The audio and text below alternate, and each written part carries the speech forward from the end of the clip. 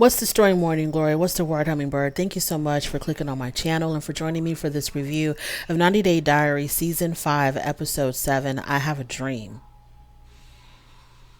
Okay, so let's start off with Ed and Liz, y'all. Okay, so the last time we saw Ed and Liz was on 90 Day Fiance, The Last Resort.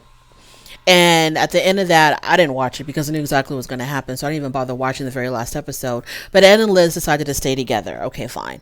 So now we see Ed and Liz. They have moved to Arkansas. They have purchased or rented a brand new house. And the plan is for them to be getting married. And they're supposed to be getting married sometime really soon. So Liz is worried that Ed is going to change his mind about getting married. And he's going to not go through with the wedding plans. And Ed tells Liz, well, if you had any doubts about it, why did you even accept my proposal? Who the hell knows? That's the biggest mystery of the century. Why would anybody accept a proposal from Ed? So the next day, Ed's family comes over and they have dinner. And then after dinner, they announce to the family that they're going to be getting married on August the 29th. So Liz tells us that by the end of the summer, Big Ed will officially be off the market and hopefully they're going to have babies.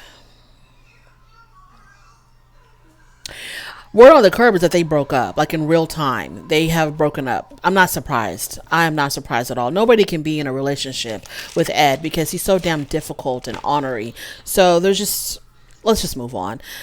Next, we have our girl, Yolanda. Y'all do remember Yolanda, right? She was dating some big buff guy from another country. I don't know if it was 90 Day Fiance. I don't know which franchise it was, but she was dating some buff guy from some other country. I don't remember the details of that story. She recapped it, but I wasn't paying attention. So Yolanda is now living in Las Vegas, and she's dating this guy named John. Yolanda is 55, and John is 39, right? So she tells us that John really wants her to move to St. Louis where he lives, but she doesn't want to do it until he shows that he's really serious about committing to her. Now, there's been some type of issue. They had some kind of an argument and they haven't talked in a couple of months. So she tells us that through this long absence, he reached out to her and told her that he had booked a flight for her, a flight in a hotel for her to come visit him in St. Louis. And so she jumped on that, right? So she gets to St. Louis, and after 2 days of being in St. Louis, she hasn't seen hide or tail of this man. He hasn't reached out to her. He hasn't come seen her, hasn't contacted her in any way. So she's going to go show up. She's going to do a pop-up at his mother's mortuary. Not a mortuary, funeral home. I don't know if that's the same thing. So she's going to pop up at his mom's funeral home business. So it's at night. She shows up out of nowhere. The mother is the one that opens the door to her. And I'm not exactly sure how they greeted each other. But next thing I know, she does a beeline in the funeral home and she finds John. And so she's asking John, like, what's going on? You flew me out here, but you haven't seen me. You didn't pick me up from the airport. You haven't contacted me. Like, what is the deal? He acts like he has no idea how she showed up in St. Louis. Like, he didn't book this flight and this hotel for her. So he's playing like he's got amnesia. Like, he doesn't know what she's talking about. And I think it's because his mom is there, because we find out that his mom is not loving this relationship between her son and Yolanda because of the big age gap. So now all three of them are in the mother's office and they're talking, and Yolanda's like, let me go ahead and just let you know what's really going on. Me and your son, we've been together, we've been dating, and I think it's time for me and you to get to know each other because I'm dating your son. And so he tries to really truly minimize this relationship in front of his mom. And he's acting like, yeah, we were together, but it's not working out anymore because, the reason why I date older women is because they really have their stuff together. But Yolanda, you don't have your stuff together and I don't trust you. So you're basically letting her know that he can't continue seeing her. And so she's like, well, you don't have your stuff together either. I'm used to dating men who have their stuff together, but you don't. And so then he talks about the whole trust thing. He's like, I don't trust you. And he pulls out his phone and, no, he doesn't pull out the phone yet. When he's telling her how he doesn't trust her, how she ain't got nothing going on, he takes out a ring. And he puts it on the desk, and he was like, this is the ring that I was going to give you, but because we're having trust issues, or because I don't trust you, I'm not going to give it to you. So his mother, she looks at that ring, and then she stood up and she slapped him right across the face. She slapped this boy. And so I'm just like, what is this? So she slaps her son, and the mom says, I've never been in support of this relationship because, my son is just way too young for you. And so that's when the son brings up this whole trust issue. And then he takes out his phone and he gives her the phone, and the phone is unlocked and everything. He gives her his phone, and he's like, here, you can look through my phone. Give me your phone to prove that, there's a reason why he don't trust her. So she absolutely refused to give up her phone. And so then the scene just kind of ended right there. I was just so confused, y'all. I don't know what's going on with this show. They have like the most bizarre scenes that are sort of like really... And y'all, look, 90 Day The Single Life, producers, executive producers, TLC, I'm going to need y'all to get a camera crew. COVID is over. You can have more than 2 people in a room together. Please get a camera crew with some equipment so that these voices are not echoing and bouncing off the walls, because nobody has carpet anymore, right? So the scenes that take place in the people's homes, you can't really hear them because there's so much of an echo in the damn house. Please get a camera crew with some production equipment and some decent microphones so that these... Anyways, moving on. Jen and Rishi. Y'all remember Jen and Rishi, right? Jen had went out. They were on 90 Day Fiancé the other way, I think, because she was supposed to move to India to be with Rishi, but things did not work out because his family did not accept her because she was so much older than Rishi and she couldn't have any damn babies. So I think they basically like broke up. So they're still communicating with one another. So Jen is now living in New York City, and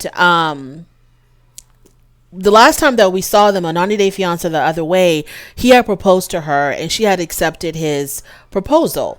But Jen now tells her that because of the issues that they're having where his family's not accepting her, she does not consider herself engaged anymore. But Rishi still sees himself engaged to Jen. So she's staying in New York City, living with her friend Randy, and we saw her friend Randy on 90 Day Fiancé the other way, and Randy was not feeling Rishi at all, and her other friend were trying to get Jen to see the light and try to break up with this guy, right? But anyway, so she's staying with Randy. So she tells her friend Randy that Rishi wants her to go through IVF to have a child. And of course, her friend is like, you're not going to do this, are you? And so Jen says, well, my goal was always to adopt. I never really planned on having a biological child. So her friend says to her, so are you doing this to prove to his family that even though you're old as hell and your eggs are dusty, that you can still have a biological child? Is this why you're doing this? And so she's like, well, no. So she's really like giving mixed signals. She tells Randy that she does not want to do IVF, but that she told Rishi that she would still go through with it. So I'm really confused on whether she wants to do this or not. So the next time that we see her, she's having a conversation with Rishi on FaceTime, and she tells him that she really doesn't feel comfortable doing IVF. And so is it a deal breaker if they do not have a biological child? And so Rishi tells her, well, at the end of the day, Jen, all I really want is you. So basically letting her know that to him, it's not a deal breaker if they don't have a biological child. But then he says to her, well, I'm going to have to run this by my mom and see what she says. And I'm like, isn't this the whole reason why y'all were discombobulated to begin with, was because he would go to his mom or go to his family and they were absolutely not giving their approval to this relationship? I don't understand why he has to go to, what your mom wants. Your mom expects you to marry a woman who can give you children. Point blank, period. Now, Jen cannot give you children naturally, and she doesn't want to go through IVF with you. So what is it to run by your mom? I didn't understand, y'all. I didn't understand at all. Let's move on. Laura. Okay, Laura was the chick that had gone to, I forgot what country it was.